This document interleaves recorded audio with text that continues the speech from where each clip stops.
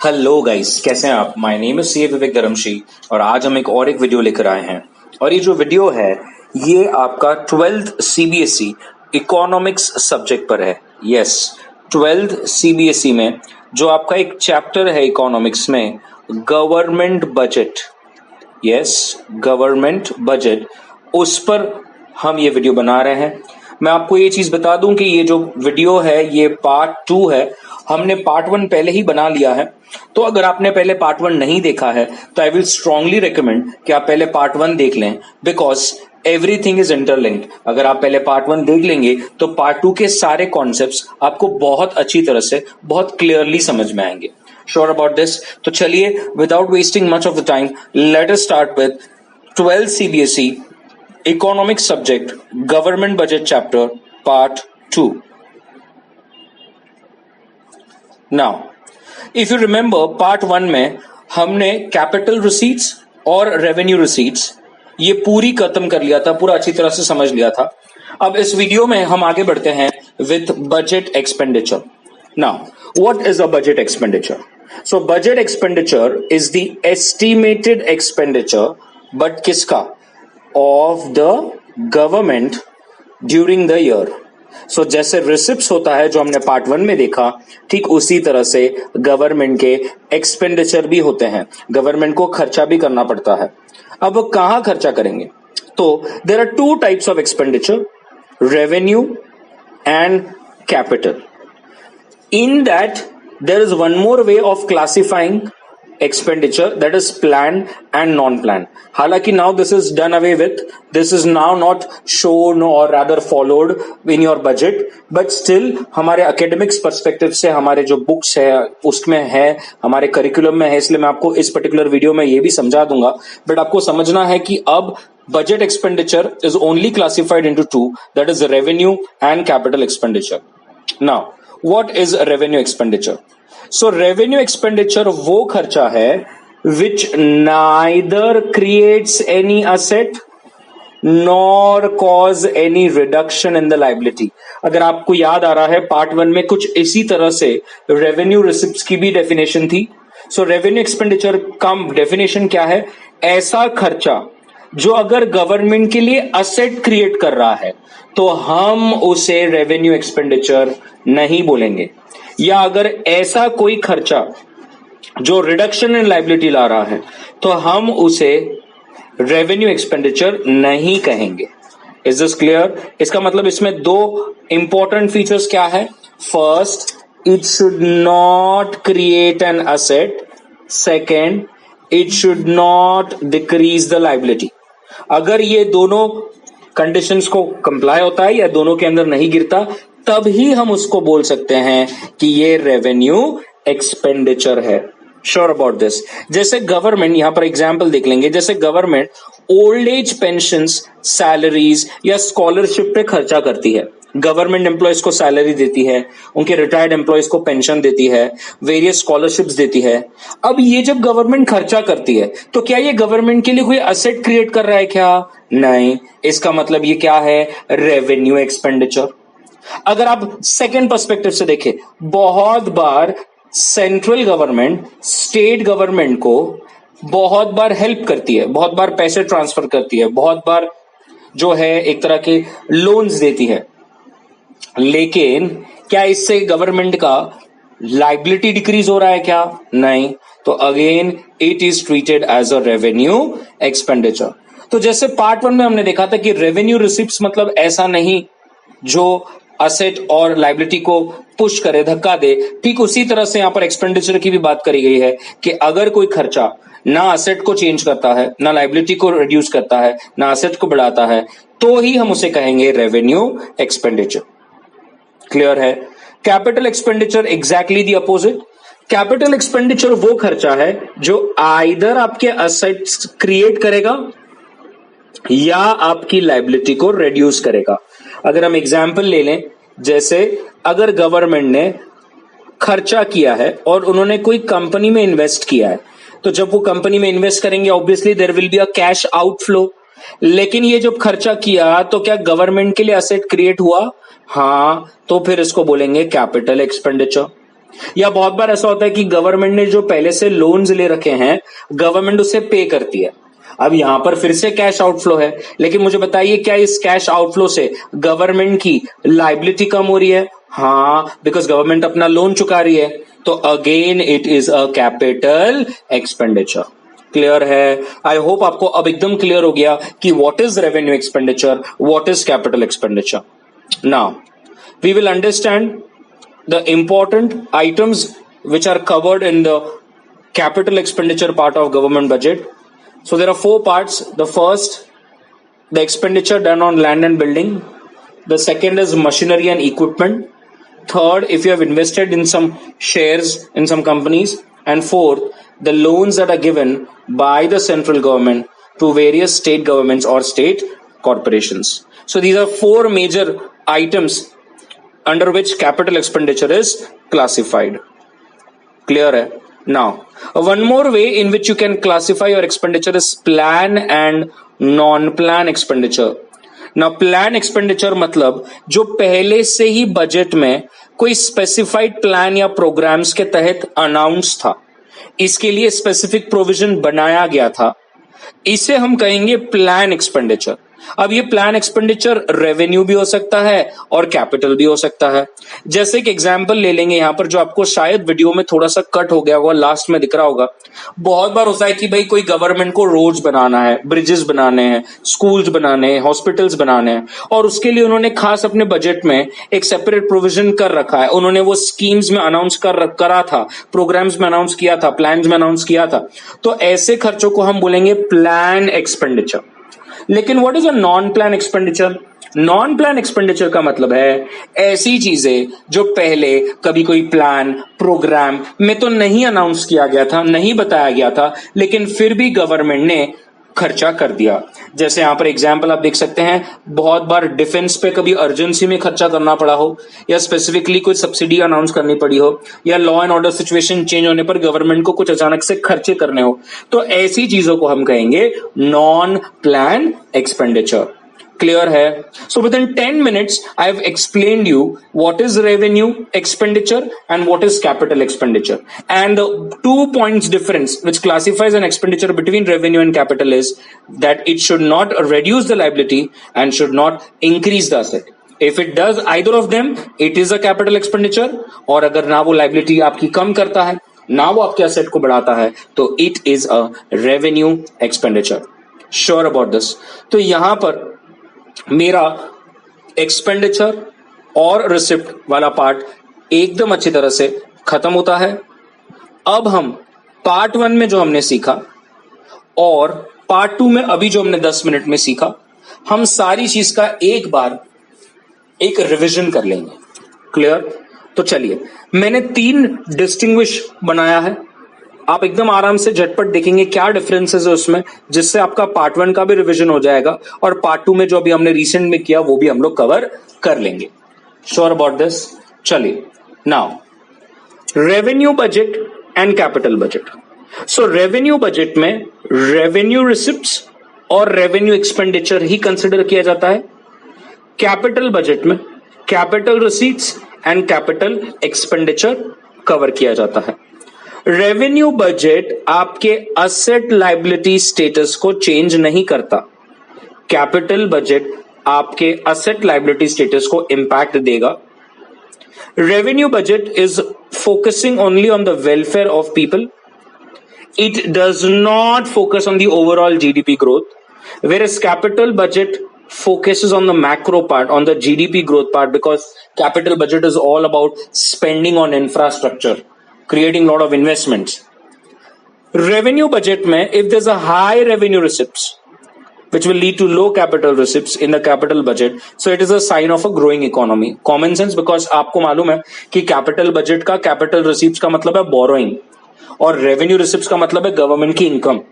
तो ये point clear कह रहा है कि अगर आपका हाई रेवेन्यू रिसिप्ट्स है तो ऑब्वियसली हमें कैपिटल रिसीट्स कम लगेगी, मतलब गवर्नमेंट को कम बोरो करना पड़ेगा, which is a good sign. यहां पर उसका अपोजिट हाई कैपिटल रिसीट का मतलब है गवर्नमेंट सिर्फ बोरो करते जा रही है, it is a sign of a backward economy. एकदम क्लियर हो गया? तो क्या ये 4 पॉइंट्स एकदम क्लियर हो गए रेवेन्यू बजट और कैपिटल बजट में? आई वुड रेकमेंड कि आप पॉज कीजिए यहां पर वीडियो को, चारों पॉइंट्स 2 बार 3 बार 4 बार रीड कीजिए और उसके बाद आगे बढ़े। नेक्स्ट डिस्टिंग्विश बिटवीन जो है वो है revenue receipts and capital receipts. Now, revenue receipts and capital receipts में क्या डिफरेंस है? So, revenue receipts again do not impact your asset liability status. Capital receipts will impact your status.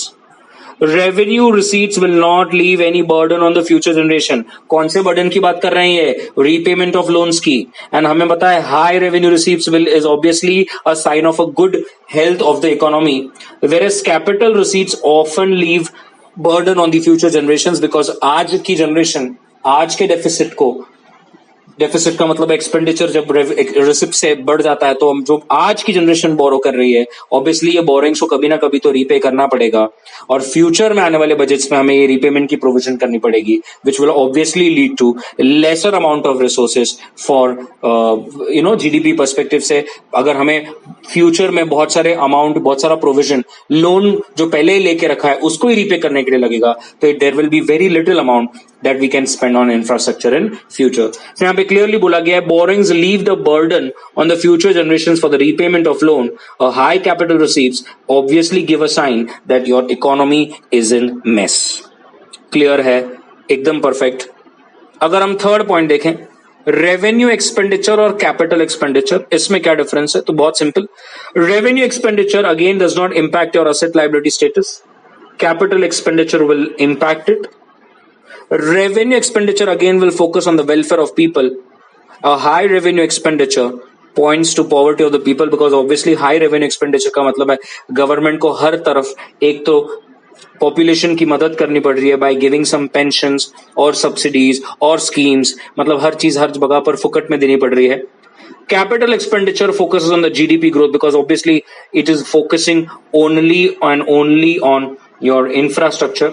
So it says high capital expenditure by the government says कि शायद private investment बहुत कम है, capital expenditure of the government is raised when the economy is suffering from deflationary gap. Everybody knows जब government खर्चा करता है तो money circulate होता है economy में, employment बहुत सारे लोगों को मिलता है और once the employment starts happening and for government projects the government starts buying goods and services, so the money starts flowing, people get employment, turnover start increasing, and as soon as obviously लोगों के हाथ में जब पैसा आता है तो demand बढ़ेगा and that whole cycle starts working again.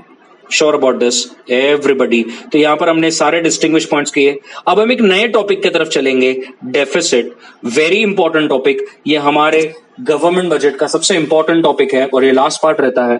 तो what is a budget deficit? Now understand, budget deficit मतलब अ सिचुएशन जहां पर आपका expenditure is greater than receipts. ठीक है, आपकी जितनी इनकम है उससे ज्यादा आपके खर्चे हैं। नाउ अगर हम गवर्नमेंट ऑफ इंडिया को पर्सपेक्टिव में लेके चलें तो there are 3 types of budget deficit. There are 3 terms primarily जिस पर हम डिस्कस करते हैं। 1 revenue deficit, 2 fiscal deficit, 3 primary deficit. There are 3 types. अब एक एक करके देखते हैं इनका मतलब क्या है।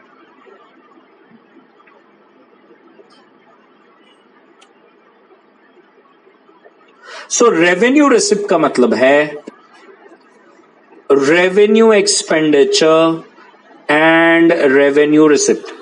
This clearly indicates that it does not include capital receipt and capital expenditure. इसका मतलब अगर आप सिर्फ और सिर्फ रेवेन्यू एक्सपेंडिचर और रेवेन्यू रिसिप्ट को कंसिडर कर रहे हो और अगर आपका revenue expenditure is in excess over your revenue receipts, then we will say that you are in a revenue deficit situation. नीचे अगर आप देखेंगे तो मैंने पूरा इक्वेशन बना के रखा है। रेवेन्यू डेफिसिट मतलब revenue expenditure minus revenue receipts. That is जब आपका रेवेन्यू एक्सपेंडिचर रेवेन्यू रिसिप्ट से ज्यादा हो तो हम कहेंगे आपका रेवेन्यू डेफिसिट सिचुएशन है। क्लियर है?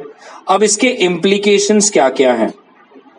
अब ऑब्वियसली आप समझ सकते हैं कि जब आपका खर्चा ज्यादा है, इनकम कम है, आमदनी क्या है ना, वो आमदनी अठन्नी, खर्चा रुपया, तो आप दो ही चीज कर सकते हैं। एक, खर्चा को कम करो, आपकी एक्सपेंडिचर को कम करो।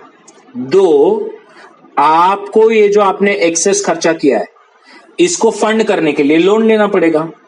2 मिनट या आपने पर्सनल जीवन से भी डिस्कस कीजिए। अगर आपकी इनकम 100 है और आपने अगर 130 खर्चा कर दिया तो 30 रुपीज कहीं ना कहीं से तो लाना है।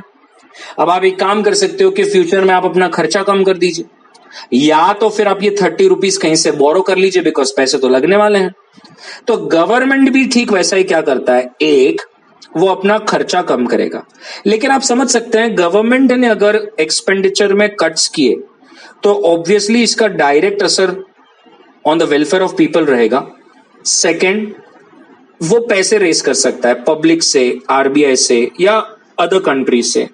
या तो third, it can start the disinvestment process, and you know what is a disinvestment process? Disinvestment process का मतलब है गवर्नमेंट अपनी PSUs, जो पब्लिक सेक्टर अंडरटेकिंग्स है, जो कंपनीज है, उसमें अपने शेयर्स को, अपनी ओनरशिप को प्राइवेट इन्वेस्टमेंट को बेचेगा और उससे पैसे बनवाएगा।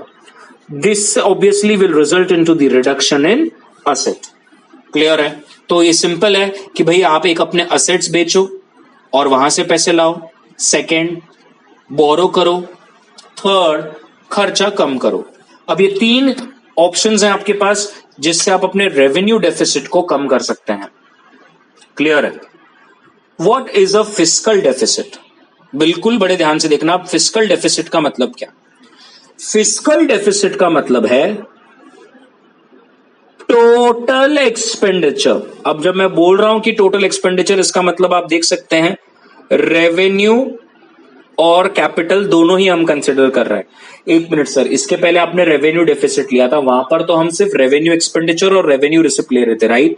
परफेक्ट। तो सर यहां पर आप टोटल एक्सपेंडिचर ले रहे हो, मतलब रेवेन्यू एक्सपेंडिचर भी और कैपिटल एक्सपेंडिचर भी।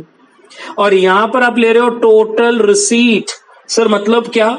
मतलब revenue receipt and capital receipt. अच्छा, मतलब रेवेन्यू डेफिसिट का मतलब है रेवेन्यू एक्सपेंडिचर और रेवेन्यू रिसिप्ट्स, इसको ही कंपेयर करके डिसाइड करना।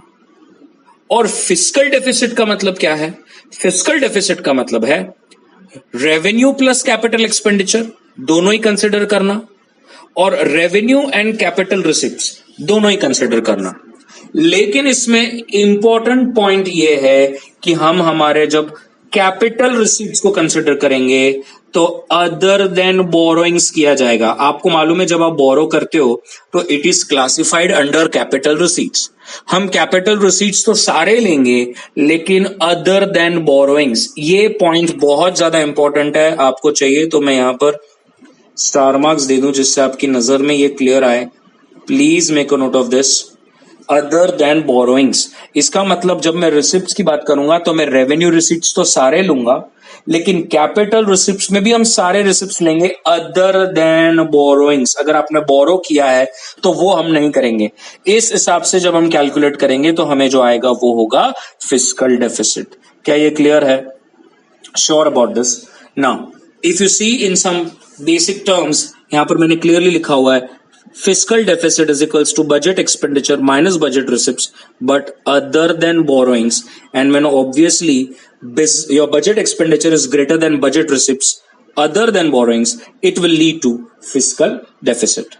Clear है everybody? जैसे मैंने बताया there are 3 sources of borrowing. Government कहां से बोरो कर सकता है? RBI, अब्रॉड या तो फिर एट होम पब्लिक से। Sure about this? पक्का? नाउ इसके इम्प्लीकेशंस क्या होंगे? फिस्कल डेफिसिट तो है, इसका इम्प्लीकेशन क्या होगा? Now fiscal deficit is an estimate of borrowings by the government. It gives you an idea कि गवर्नमेंट कितना बोरो कर रहा है। Greater fiscal deficit implies greater borrowings by the government. Sure about this? पक्का? अब इसके 5 मेजर इंपैक्ट्स हो सकते हैं। inflationary spiral, national debt, the vicious circle, the crowding out effect and the erosion of government credibility. तो चलिए पहले हम लोग वन बाय वन करके समझें क्या कहना चाह रहा है. Now the first is inflationary spiral. अब ये inflationary spiral कैसे होता है बिल्कुल बड़े ध्यान से देखिए. अगर समझ लीजिए आपने आरबीआई से बोरो किया, जैसे आप अपनी बोरिंग्स आरबीआई से इंक्रीज करोगे, money supply in the economy will also increase. Money supply in the economy increases, it will lead to increase in general price level. So a persistent increase in the general price will lead to inflationary spiral. Clear hai? Often it will take in the form of increase in wage prices, and then obviously ultimately it will hinder, it will object the process of growth. तो पहला एक समझ में आ गया कि जब आप बोरो करोगे इकोनॉमी में पैसा ज्यादा आएगा, इकोनॉमी में पैसा ज्यादा आएगा, ऑटोमेटिकली हर चीज की प्राइसेस बढ़ेगी, प्राइसेस बढ़ेगी, there will be an inflation. Clear है? सेकंड, जब आप डेट ले रहे हो, जब आप कर्ज ले रहे हो, तो obviously it is a burden on future generations. ये हमने पहले भी डिस्कस किया है कि आज आप लोन ले रहे हो लेकिन कभी ना कभी तो रीपे करना पड़ेगा. तो रूल कहता है fiscal deficit leads to national debt, it is a burden on future generations, future generations inherit a laggard economy. So it is an economy where your growth goes down and a significant portion of income is only and only used to pay the past debt. Yes, and that is happening with many Asian economies, जहां पर पहले तो बहुत ज्यादा date ले लिया और fiscal deficit बहुत ज्यादा था, तो ऑब्वियसली बहुत ज्यादा कर्ज लिया है, और अब जबकि सिचुएशन सुधर ही नहीं पा रही है, बिकॉज जो भी इनकम आ रहा है, जो भी रिसीप्ट आ रही है, वो सिर्फ और सिर्फ पास लोन्स को चुकाने में जा रहा है. इसीलिए it comes to the third point which is very important, which is vicious circle of high fiscal and low GDP. अब ये high fiscal and low GDP go hand in hand. कैसे? आप समझ सकते हैं कि अगर आपका जीडीपी लो है, अगर आपका जीडीपी लो है, तो कॉमन सेंस है लोगों की इनकम नहीं है, लोग इतना नहीं कमा रहे हैं. जब वो नहीं कमाएंगे तो ऑब्वियसली वो कितना टैक्स भरेंगे? Low income, low tax. when there is low tax, when there is low income to the government, it will lead to high fiscal deficit. Again, if there is a high fiscal deficit, I hope you understand, economy और पीछे जाती है, और economy पीछे जाएगी तो फिर से आपका जो जीडीपी का ग्रोथ है वो क्या हो जाएगा? कम हो जाएगा.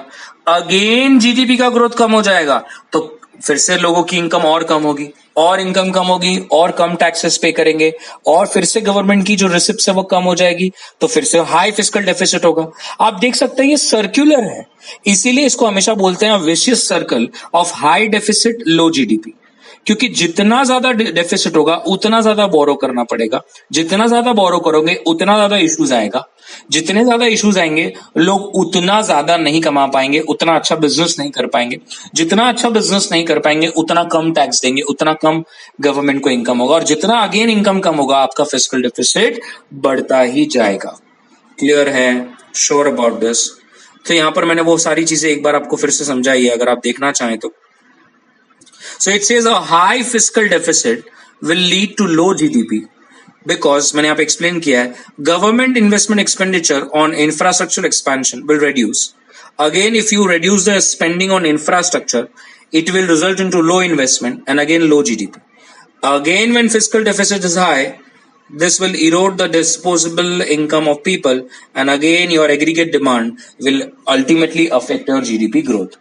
तो ये जो चार्ट मैंने बनाया है, मैंने पीछे आपको वैसे भी एक्सप्लेन कर ही दिया था पूरा कि कैसे विशियस सर्कल घूमता है. क्लियर है? Sure about this everybody?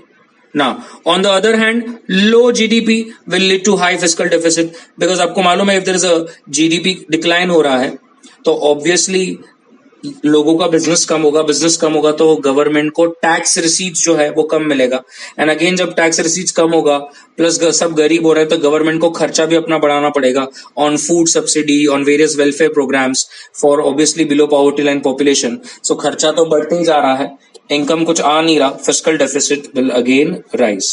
Sure about this. So rule says in the case the situation of high fiscal deficit and low GDP growth, अगर वो persist होता है longer period of time, then we are almost caught in this vicious circle where high fiscal deficit and low GDP growth start reinforcing or pushing each other, and और हम नीचे नीचे नीचे की तरफ चले जाएंगे। Clear है? 4 about this. Fourth is a crowding out effect. Now what is a crowding out effect? I hope you understand. पहले ये आप जो डायग्राम आपके सामने है पूरा एनिमेशन से बनाया हुआ है, आप ये देख लीजिए आपको चाहिए तो, वरना आपको तो समझ रहा है क्लास में अगर हम होते तो हम कितना ज्यादा डिस्कस कर पाते, because obviously it's a 2-way conversation. So मैं आप जबकि हम यहाँ पर वीडियो में समझ रहे हैं, बिल्कुल थोड़ा सा समझिए क्या बोलना चाह रहा हूँ। अब देखिए गाइस, जब फिस्कल डेफिसिट है तो गवर्नमेंट बोरो करेगा, राइट? अब समझिए the amount of money supply that is available in the economy is limited, right? So if for the same amount of money if government also starts borrowing with the private investment, आप समझिए supply of money remaining constant, demand of money increases, because अब private players के साथ government भी borrow कर रही है, government को भी पैसा चाहिए, तो demand of money has increased considerably. Now obviously you understand, जब demand of money will increase, interest rates will rise. Are you getting this? As soon as interest rates will rise, मुझे बताइए क्या private players interested रहेंगे क्या बोरो करने में, और उसको बोरो कर नए नए इंफ्रास्ट्रक्चर प्रोजेक्ट्स को चालू करने में, एक्सपेंशन में? Obviously not. So because of this stupidity, because of government also lining up for borrowing, leading ultimately to increase in interest rates, it is the private players which back off, stating ki now that the interest rates are high, we are not interested in borrowing at these rates because our projects are becoming unviable. So यहाँ पर crowding out मैंने यहाँ पर clearly समझाया है। So high fiscal deficit will result into the borrowings by the government, and as soon as the government starts borrowing with private players, considering the availability of funds is limited, the interest rates will rise, and as soon as the interest rates rise, you know what happens? The economy will slip into the state of economic slowdown, because now that the private players are not ready to borrow and not ready to expand, not ready to spend on infrastructure. Clear hai? The last, that is the fifth one, due to fiscal deficit, what happens is the government loses its credibility. How? So a high fiscal deficit erodes the credibility of the government in the domestic as well as the international market. कैसे? Because guys, as soon as आपका fiscal deficit बढ़ता है, हमारी जो credit rating agencies हैं, जैसे Fitch, ICRA, CARE, CRISIL, ये हमारी government की, हमारी economy की credit rating जो है वो गिरा देंगे। तो जैसे ही हमारी क्रेडिट रेटिंग गिरेगी, ग्लोबल इन्वेस्टर जो है वो अपना पैसा जो उसने पहले से हमारी इकोनॉमी में लगा रखा है वो उसे विड्रॉ करना स्टार्ट करेगा। And I hope what happens, so the demand for the domestic currency starts declining, exchange rates start rising, and obviously your imports become expensive. Now why if demand for the domestic currency starts rising? I hope you understand, because people want to leave India. So what they are trying to do is they are removing their money, going to the bank, giving the money and demanding dollars, and again that affects your exchange rate. और अगर आपको याद है, मैंने आपको market stabilization bonds, हमारा class में money और बैंकिंग चैप्टर हुआ था, वहां पर मैंने इन डेप्थ आपको सारी बातें बताई थी कि how exchange rates affect your economy. और इसके बाद भी हमारा और एक चैप्टर है फॉरेन एक्सचेंज, उसमें भी हम लोग इन डेप्थ देखेंगे, वो भी मैं वीडियो में आपको पूरे एनिमेशन के साथ समझाऊंगा, तो उसमें भी आप देखना। So obviously when the exchange rate start rising, imports will become expensive. Sure about this everybody? So the government expenditure on imports starts picking up. We start importing, inflation along with the import of goods, the domestic investment starts shrinking. अब अगर आपको अपनी economy को फिर से revive करना है तो ऑब्वियसली एक ही ऑप्शन है, you have to open up your markets for foreign investors, and once the foreign investment increases, the domestic economy may kick start, because obviously अगर आप देखेंगे अभी भी हमारी जो करंट गवर्नमेंट है, they always try कि जितना हो सके उतना फॉरेन डायरेक्ट इन्वेस्टमेंट आए, जितना हो सकता है उतने फॉरेन इन्वेस्टर्स हमारी इकोनॉमी में इन्वेस्ट करें। But I hope you understand, whenever they invest, it is not without surrendering the control to the non-residents, because too much of dependence on FDI is also not good. Our private players, our government also has to take some initiatives. हम पूरा ही हमारी economy के growth पर, हमारे GDP की growth पर foreign investors पे rely नहीं कर सकते. क्लियर है? Sure about this? पक्का? So the rule says fiscal deficit must not be allowed to rise beyond manageable limits. 3% of GDP is considered manageable. High fiscal deficit will signal there is a fiscal indiscipline or lack of fiscal consolidation. मतलब government खर्चों पर ध्यान ही नहीं दे रही है और स्क्रैपलेस expenditure हो रहा है, जिसके कारण डेफिसिट बढ़ता ही जा रहा है. और ये पीछे ही हमने देखा था, it is a point to a situation when the GDP growth has down and unemployment is up. So the revenue yields of the government is low and its welfare expenses are high. The economy slips into stagnation and the revival becomes difficult without FDI. यही हमने पीछे भी देखा. I hope आपको ये सारी चीजें समझ में आई. इफ आई वुड रिकमेंड आप यहाँ पर पॉज कर लें, आपको जो नोट्स दिए गए हैं उस शीट से भी सारी चीजों को समझें, वीडियो को रिवर्स कीजिए, फिर से 5 पॉइंट्स को अच्छी तरह से सुनिए, समझिए, and if there is any doubts please ask me. Now the last one, primary deficit. Primary deficit. Now what is a primary deficit? So the form primary deficit is actually derived from fiscal deficit and it is nothing but fiscal deficit minus interest payments. So आपने जो भी interest payments करे हैं, अगर आप वो fiscal deficit से निकाल देंगे तो हमें जो मिल जाएगा term, हम उसको कहेंगे primary deficit. Now आप समझ सकते हैं the difference between the fiscal deficit and primary deficit क्या है. So if you see, so fiscal deficit shows you the borrowings by the government for the purpose of funding the current year deficit. मतलब current year में आपका खर्चा ज्यादा हो गया as compared to current year revenue, तो अब वो खर्चे को कैसे रीपे करें उसके लिए हम बोरो करते हैं. फिस्कल डेफिसिट आपको वो बताता है. And also with respect to the payment of interest on the accumulated debt, मतलब जो लोन करंट ईयर में नहीं पहले ले लिया गया था, अब आज उस पर हम सिर्फ इंटरेस्ट भर रहे हैं. तो फिस्कल डेफिसिट आपको दो चीजें बताता है. एक, करंट ईयर में लोन चाहिए, करंट ईयर में जो बोरो किया होगा वो. नंबर 2, पहले से लोन ले रखा है, अब उस पर सिर्फ इंटरेस्ट अभी हम भर रहे हैं. ये आपको क्या कौन बताता है? फिस्कल डेफिसिट बताता है. Primary deficit on the other hand क्या बताता है? It shows government borrowing exclusively only for the current year का deficit. It will not show you the borrowing for the payment of interest on the accumulated national debt. I repeat, pause this slide, read this slide for 5 minutes, you will understand what it is saying. I am repeating it again. Fiscal deficit shows you two things.